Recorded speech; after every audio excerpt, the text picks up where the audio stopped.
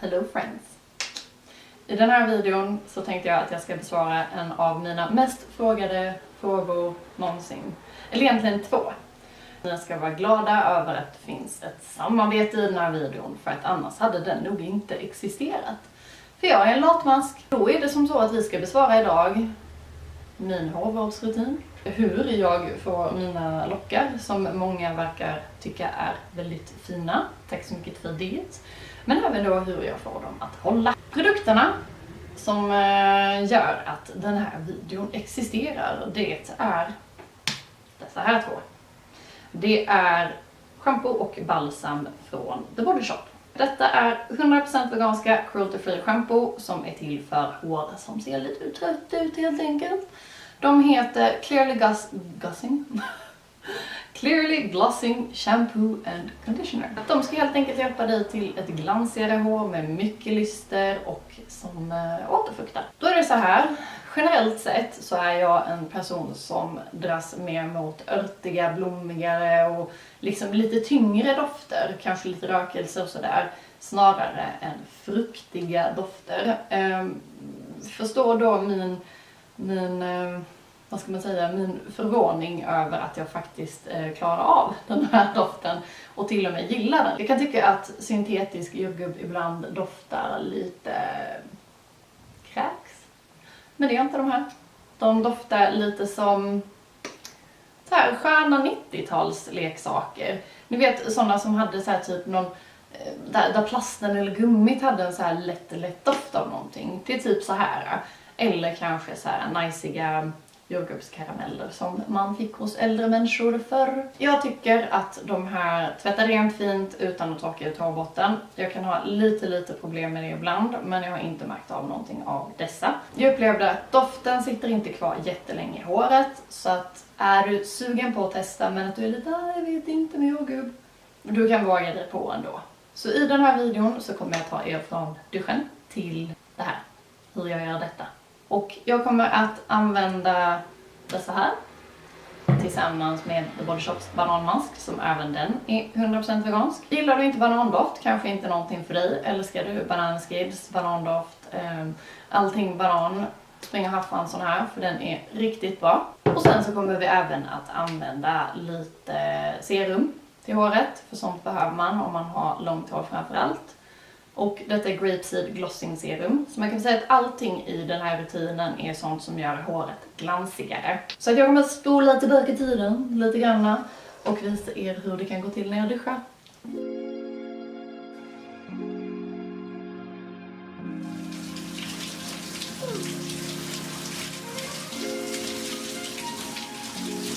Nästa steg har jag i alla fall ganska så bra känsla för att ni kan. Och det är att föna håret. Alltid när jag fönar håret så ser jag till att jag dels då fönar håret helt torrt. I alla fall om man ska styla det efter, för att annars så är det ganska stor risk att man fuckar upp det rätt och slätt. Alltid när jag fönar håret har jag i någon form av skyddande produkt. En olja, ett serum, värmeskydd, whatever. Jag har ganska så torra toppar eftersom att jag är rätt duktig på det här med att färga i tid och otid. Jag använder nu då Grapeseed Glossing Serum. Några generösa pung. Jag har långt hår och torrt hår.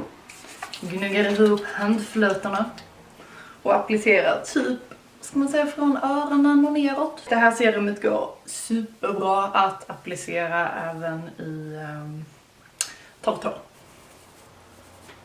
Så det är jag.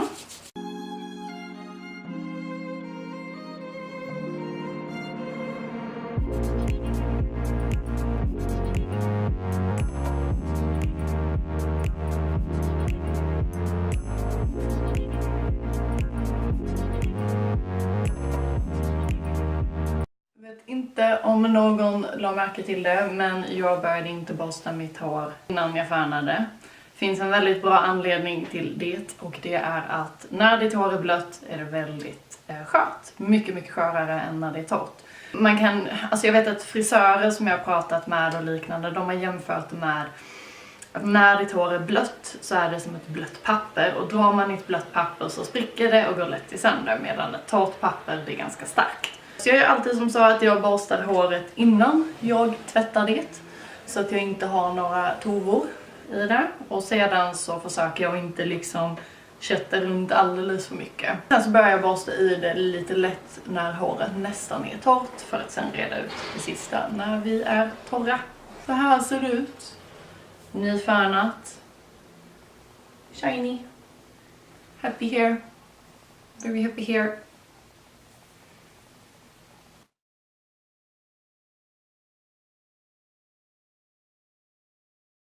Så nästa steg för att få till snygga lockar som förhoppningsvis håller lika länge för dig som för mig är att då börja locka håret. Jag gör alltid som så att jag delar upp mitt hår i lite passéer och det är helt enkelt för att det blir lite mer... Det blir lite enklare att manövrera det för det är ganska tjockt och så vidare.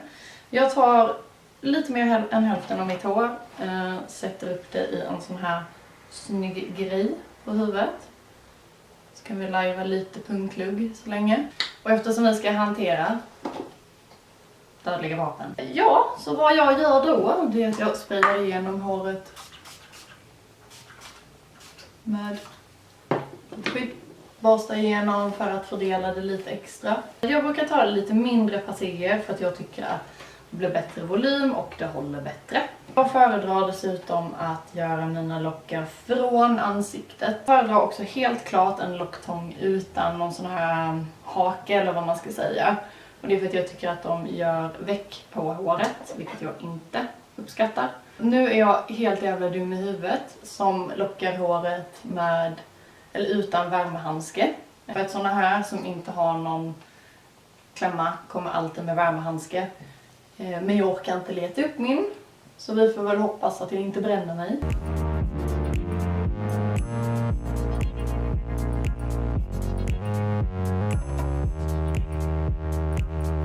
Jag skulle även rekommendera att du inte rör dina lockar förrän de har svalnat helt. Och det är för att det är ganska lätt att paja dem. Helt enkelt. Framförallt så gäller detta för er som har hår som inte håller lockar så himla bra. Har du tid, locka upp håret. Nu brände jag mig.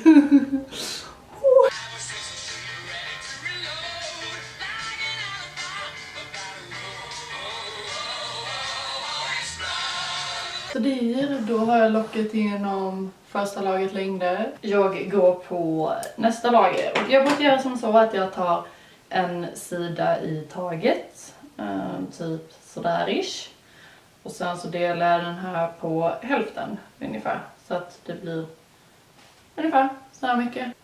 Sprayar igenom med lite värmeskydd. Ja. Och en liten quickie med borsten. Beroende på hur svårt ditt hår har att hålla lockar så skulle jag rekommendera att om du har hår som håller lockar lite sämre, gör gärna mindre passéer. Funkar även jättebra om du vill ha lite större hår. Man kan även, om man vill busa till håret lite, köra i lite olika vinklar. Nu kör jag den, eller det varvet. Men du kan köra lite på det varvet också. För då får du en bättre volym på håret. Risken är dock att det kan se lite stökigt ut. Så är du inte ute efter stökiga lockar så gör inte det. Nu vet jag inte om vi har snackat borsta någonting. Men är det som så att du som jag har långt hår, tjockt hår, hår som lätt trasslar sig, då skulle jag alla dagar i veckan rekommendera en vanlig hederlig paddelborste. Jag rekommenderar även att du väljer någon som har som den här ganska mjuka piggar som liksom inte sliter i håret. För jag kan uppleva att såna här plastborstar eller såna här hårda små jäklar, att de liksom sliter i håret. Och jag ser också att när jag använt en sån där borste så har jag mycket fler avbrutna hårtoppar. För det är liksom som att den sliter av det helt enkelt. Medan en paddelborste är lite mjukare.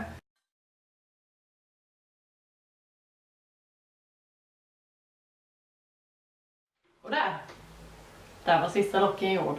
Ibland kan det kännas som ett evighetsarbete fastän att det inte tar så jäkla lång tid. Nu ska vi låta det svalna och jag kommer tillbaka när det är svalt. Ska vi göra coola saker sen? Sådär, nu skulle jag anse mitt hår vara torrt. Mitt nästa steg blir att rätt och slätt borsta igenom the locks. Och det är här man går från att se ut som att man ska gå på typ mellanstadiedisco, till och med lågstadiedisco kanske, till att faktiskt få en nice frisyr. Nu kommer jag med största sannolikhet göra de flesta besvikna, för att ni tror säkert att jag har något mega hack för att få de här lockarna att verkligen sitta på plats.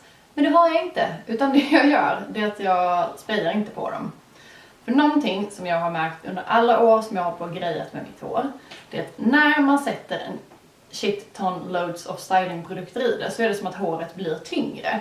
Och jag upplever att framförallt om man har lite längre hår så blir det som att det liksom drar ner på det och lockarna glider lite snällt och fint ut. Det enda jag däremot brukar göra, det är att jag tar ett lätt fixeringsspray. Och så sprayar jag här längs med ansiktet. Och det är för att annars har jag massa såna här små hår som letar sig fram på kindbenen. Och här väljer jag alltid ett fixeringsspray och inte något väldigt hårt spray. Och det är det jag gör för att få de här najsiga lockarna. Oftast när jag gör lockar så gör jag det efter jag duschat många gånger innan jag går och lägger mig. Och de håller i inte helt sällan 5-6 dagar. Om det inte är skitblött ut och regnar då, vill jag säga. Och jag tror verkligen att nyckeln till det är för att jag inte håller på och grejar för mycket med tunga produkter. Utan att det verkligen bara är värmeskydd med stadgrej, låter det svalna ordentligt. Och sen inte trycker i alla produkter i hela världen som jag kan hitta.